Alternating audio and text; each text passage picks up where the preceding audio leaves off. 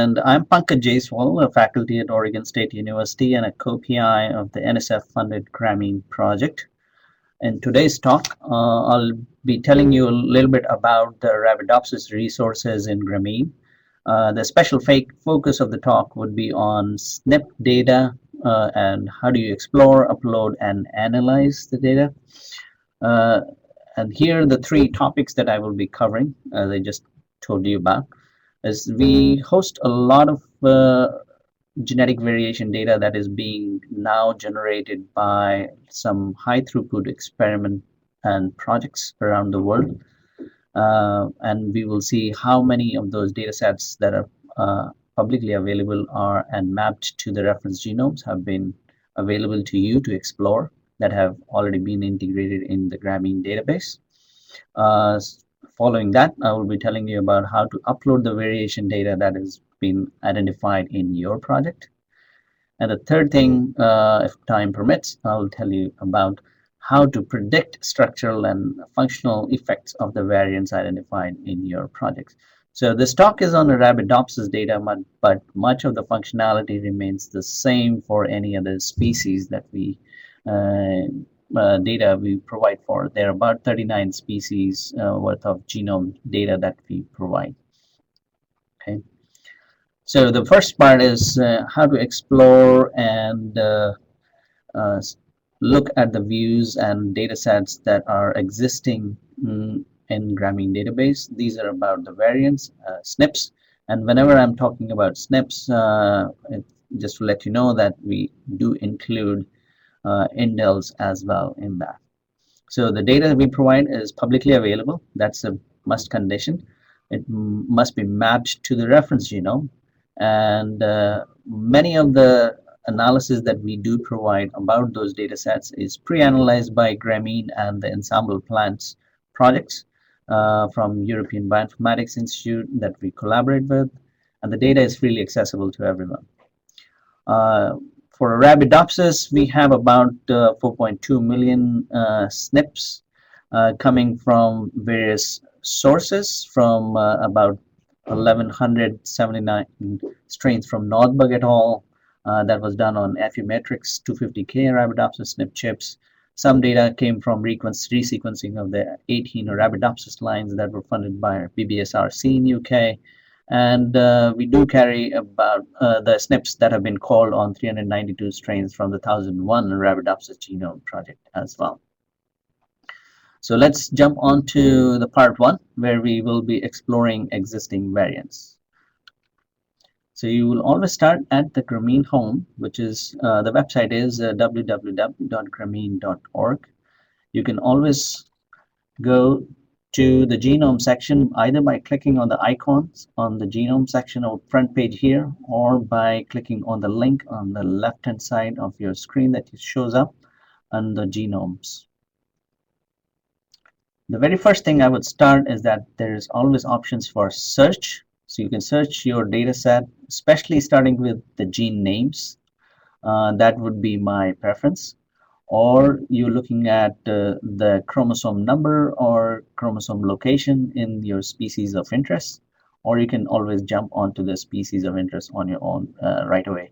And every species has its own genome browser, so the data that you show or explore or you upload would be on that particular species database itself. So let's explore with starting with search all species on the top over here, and I search for FRO1 gene. And the search results gave me that for Arabidopsis, there are 2 records which carry the name FRO1 for a gene, and I'm particularly interested in looking at the one gene on chromosome number 1 that is a probable ferric reduction oxidase 1 in that sense. So click on the link over here, and then you get to the gene detail page. You would see on top of this gene detail page there are several tabs. One is for overall genome assembly information. Another one is the location tab, where you would see the genome browser view of the location of that gene and any neighborhood of that gene. The gene tab, which you are seeing it right now, and then in the next slide you will see that we will jump onto the transcript view for that gene. Right? So let's move on to the transcript view. You can go from either clicking on the tab on the top or on the transcript ID that is showing up over here. On the transcript view, it will tell you a lot about the exon and intron structures, if there are any, and then will provide you some information. But I want you to jump over to the comparison image, and I'm particularly showing you the data that has been mapped from all these more than 2,000 or around 2,000 Arabidopsis lines on the reference Columbia genome. The process remains the same for every other species depending on the access to the data that we have got and we have analyzed or not. So, but I think Arabidopsis has the most amount of data as of now, but as we move along, there is data coming from RICE 3000 genome project as well. So clicking on that comparison image, you get to see a view like this on your right hand side of that menu. It will show you where you are in the genome, and you will see the transcript structures. You will see the exon structures that you're seeing. And over here, it will show you the individual line from which that genome section was sequenced and the SNPs were called.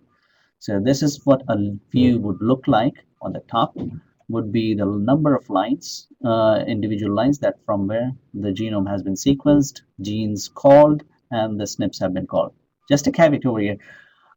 We do not allow the people to provide the tools for identifying the SNPs.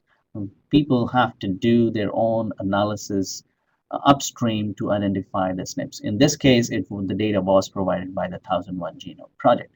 And we do assign that for every SNP that we carry in the genome, if it has been mapped, then if it overlaps the region where there is a gene, a protein coding gene, then it will also tell you what is the consequence of that gene, of that variation. For example, if there was a stop was gained or a splice region variant or synonymous and non-synonymous as well. On the bottom side, you will see the actual SNPs, information over here. For example, it will tell you whether it is heterogeneous with purple and green signs. If it is a different allele, it's only purple, and then no data is available for the empty shells. If it is pure green, that is exactly the same allele that we are looking at in that sense, right?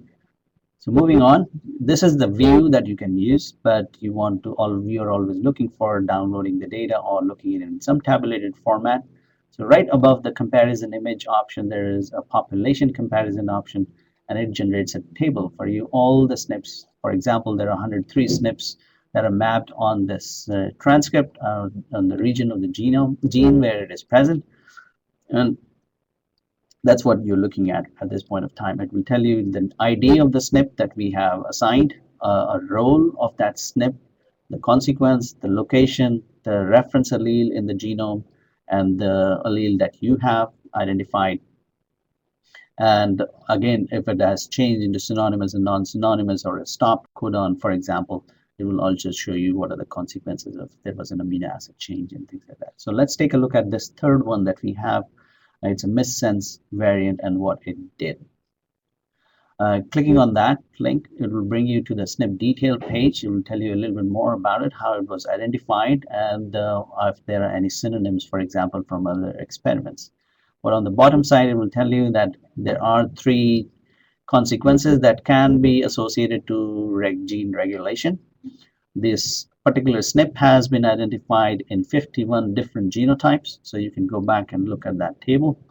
Or if you are interested, you will be looking at the linkage disequilibrium of that region where that SNP is.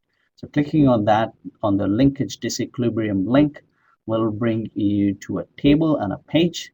Will give you where that particular SNP region has been analyzed for linkage disequilibrium, and much of this data is coming from the 1001 Genome Project, and initially I think from Nordberg's data as well.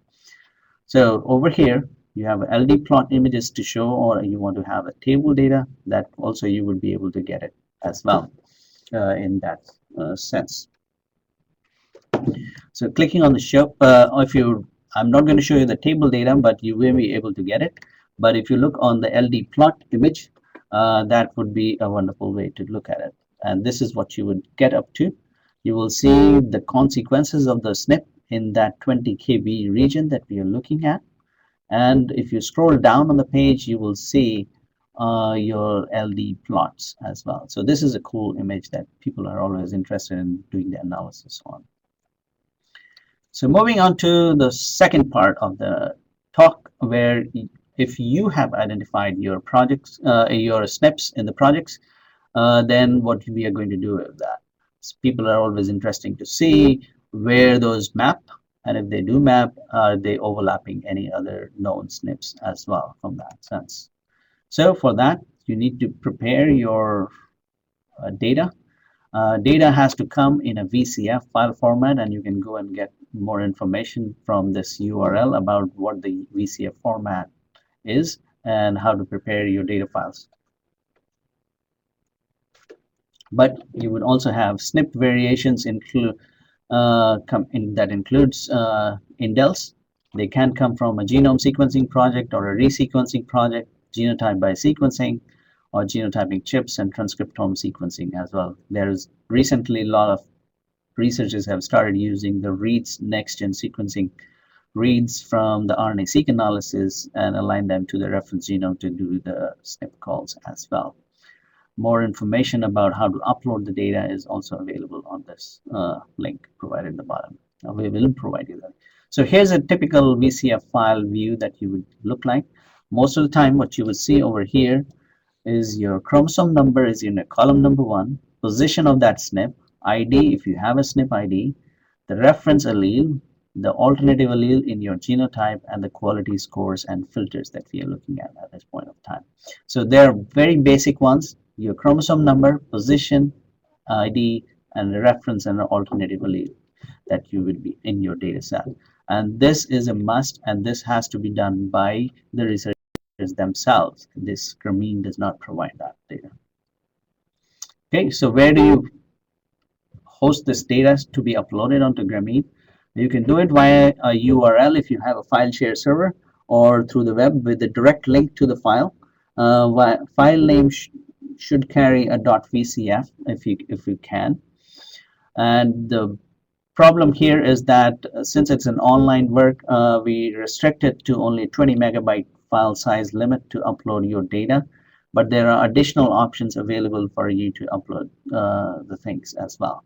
But most of the time, if you're from your file that you download, uploading from your desktop would be limited, but if you provide through a URL, we are able to take the larger files as well directly.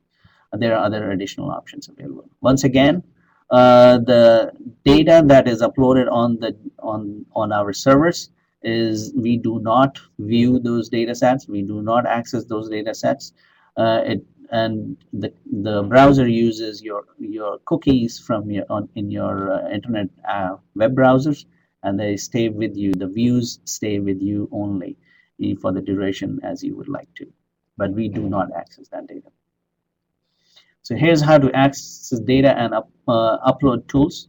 If you're on the genome section, or on you would see on the top of the menu there is an option for upload data, or if you're on any of the species genome pages, then also you would have this option of upload data as well. So click on the upload data. You would get an option or a pop-up window to add your data. You have to assign a name for your data so that the track name appears on the Genome Browser. Select your species.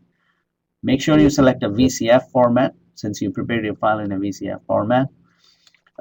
In this case, I'm attaching my file, which was a small test case. That's how I was able to browse. Otherwise, I would have attached it via a URL and upload it. If everything goes successfully, then it will tell you that your file uploaded successfully, and it will provide the name of the track that your file was and how many features were found and mapped to that thing. This was a small test case, so it was only 41. And then we'll give you also an example where your data is, for example, in this region of the genome that you should be looking at. So clicking on that, it will bring you to the Genome Browser section. I'm not going to show you that link right now, but you will see some similar views later on in the talk as well. On the left-hand side, if you forget where your data is, you can always go to Manage Data option on the left-hand side menu, and then you will be able to see the data sets that you have uploaded previously, and that will allow you. Also allows you to configure the genome browser views from this aspect. The next we will be talking about variant effect predictor. So you can go to the link from this option, online tools variant effect predictor, but I will tell you a little bit more about that. So this is the third part of the talk, variant effect predictor or VEP tool access and how to use it. It is used for predicting effects of variants on structure and function of gene products. So let's say if your SNP was in a gene coding region, then you want to know what exactly it is contributing. People can do it one by one, but you don't want to be working with that. So idea is to bulk upload your data, and we should be able to tell you what the consequences of that variation are if it overlaps a gene region. So keep your SNP data file in exactly the same VCF file format for this purpose as well.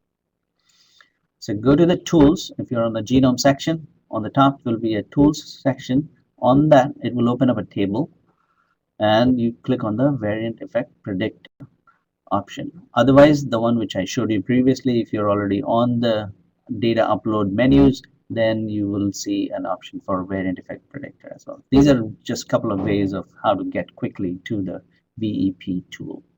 Clicking on the VEP tool will give you a somewhat similar menu, but additional options available. So you have to select your species of interest and the version number. That generally we provide you access to only the most latest version of the genome assembly.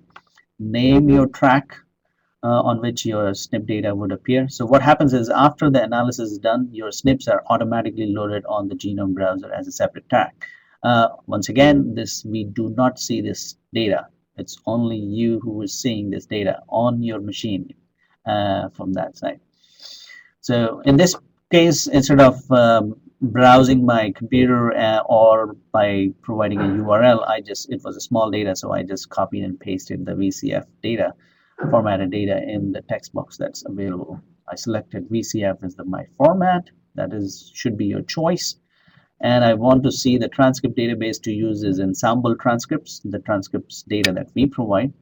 And I would like to see if there are existing co-located variants. So from your first talk, if you have already see that there were a number of variants were already uploaded in Gramene, which we provide internally.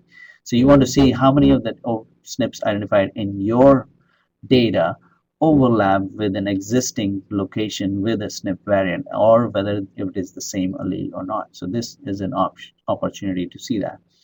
And you would also like to see, for example, if it's overlapping in ensemble gene region, then what is the gene that is overlying that? So it's one quick way of looking at it. My variants overlap X number of genes, and what are the genes that it has? What is the function and things like that. You can do much more downstream analysis from that side as well.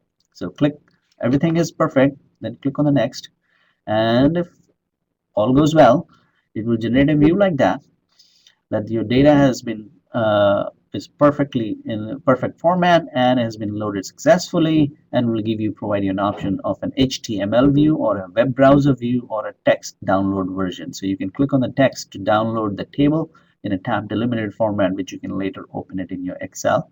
Or if you want to look at the web view, then it will give you. It will also provide you a view of a SNP in the region from your data set, and then there's a quick link to go to that data.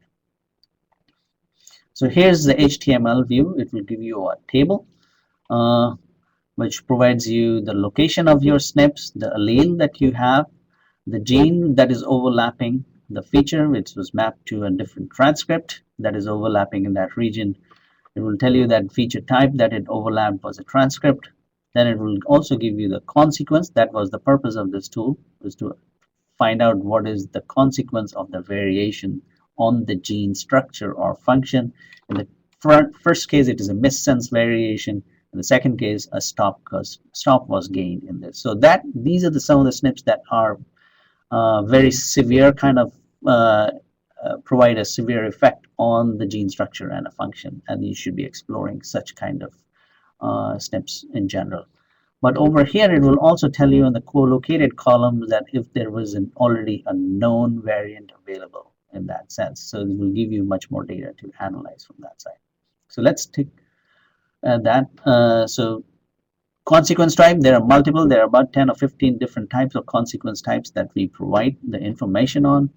As I told you, you can always go back and look at the existing variation, which also I showed you in the first talk, first portion or part of the talk. And then, or if you want to go straight away, look at the data that you have just generated and mapped. Now it has been mapped to the genome. It does provide you the views of your data, and you click on the genome region that it shows up and it will take you there. So here's a view of that genome region. You will see that my data 4 is my track. The data on my track over here, there's from additional data test 3, which I uploaded from my VCF file previously in the second part of the talk. So it will also tell you that D is the one which is basically coming from ambiguity code. D is coming from the existing data that is already preloaded into Gramene. And then this is the SNP that is coming from your data that you just uploaded as part of the consequence, knowing the consequence, as well as from your VCF data. And it's telling you stop was gained, and the region it gained was it's at the boundary of the exon and intron, so it could be associated with splice region variation as well as the stop gain. So these are some of the functionalities that you would like to see from that side. Okay, you would not be able to see this information, the pop-up about that variation, but you will have to click on the variation spot itself or a feature itself to get more information from that gene that you're looking at. If for some instance in your browser later on, though the data stays on using the cookies, you will be able to come back again and see the data. If you somehow would not be able to see the data, all you need to do is that go to this spinning wheel over here that you have, or configure this page option, and you would be able to open up, you will say your data. If it says 0 or 1 or 2, this is my data. You can select that option to open up your data and select the track. In this case, I would say that I'm not showing any publicly available preloaded data somehow. Then you have to select the tracks, and you can open up those tracks itself, and those data sets will be uploaded in your views. Once you've selected, check mark on this thing, and this pop-up window would close, and the browser window like previous one would show up again, and then your tracks would be available. So this was what I wanted to present and talk to you about. If you have any questions and feedback, feel free to talk now, or later on you can go to any of the Gramene pages, and on the top will be a feedback option. Please go there, and we look forward to getting your feedback. On the other side, we have presented previously lots of other video tutorials as part of our outreach. If you're interested in looking at some of those other functionalities, I encourage you to visit the video tutorial section on the Gramene page. So go to gramene.org. On the top, there would be a menu. On the menu would be a video tutorial option. Thank you all. I'm happy to take the questions. Thank you, Pankaj. We have a chat window if anybody would like to type a question, and we will pass it on to Pankaj.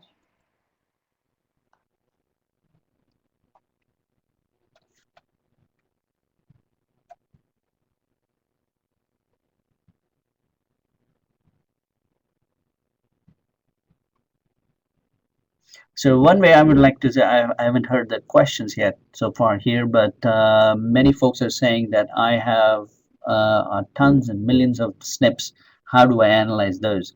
So for those scale of data sets where you have millions of SNPs, there are options to do and analyze the consequences, and the best way to do is through the web API information, access the database and access the full set of known coordinates of annotations as well as existing SNPs, have a direct access to the database, and on a command line. It needs a little bit of work to get up to that speed, but in future we would love to present a seminar on that functionality so that our users can benefit by accessing that web services tool to do the variant effect prediction as well.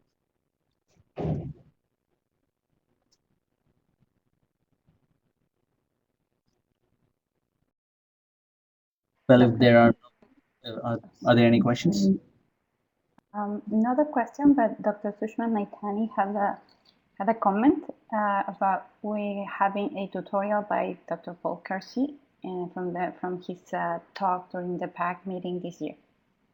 Oh, wonderful. So I highly encourage everybody to go to the video tutorial section, and you would be able to view and review the talk presentation by Paul Kersey from ABI. He's the main lead PI on the plants ensemble database, whom with we and Gramene works with them to co-produce the genome section. Very well, thank you. If not, then I think we should end the webinar, and thank you everyone for joining the call today. There's one question from Robertson McClung. How would I load, for example, the SNP data for, say, 8 or 9 of the 1,000 genomes for a specific gene? 8 or 9 genomes for a specific gene. So what you have to do is take a close look at the VCF file format, review the format itself. It does allow you, like I showed you, the chromosome number 1, 2, and you have to have, let me go back to my slide in that sense, just a sec. This one. So over here is chromosome number, position stays the same, your reference allele the same, and then you have the alternate. So this will be your alternate genotypes, alternate allele that you would be presenting. You would present that information. There is an option in the VCF file. You would be able to provide it from multiple genomes or multiple genotypes for the same position, and you would be able to upload this data in the same format. So it does allow. So you would have to go back and review the VCF format files and then take a look at it, how it is presented. But it definitely allows you to upload the data from multiple genotypes for the same gene and for the same locations.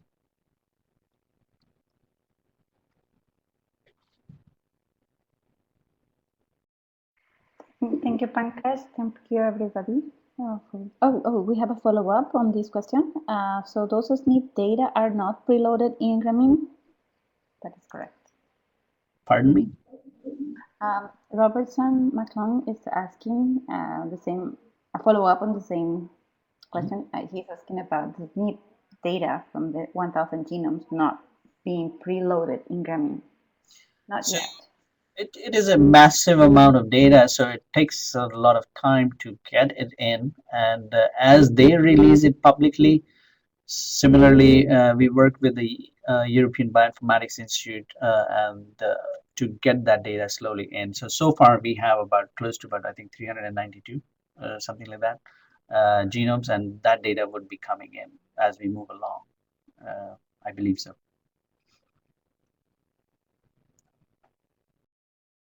I will post a link for this for the variation data that we have in Arabidopsis in the chat box if anybody is interested. And Robertson McClung says, okay, thank you. So you can read all of the variation data sets that we have available for Arabidopsis on that link. Right.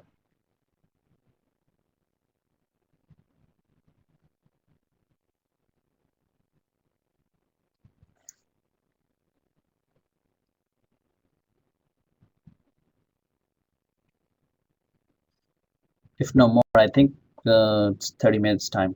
If there are any follow-up questions, I encourage everybody to come back and send us a feedback, and somebody from Gramene would be happy to review those questions and get back to you as soon as possible.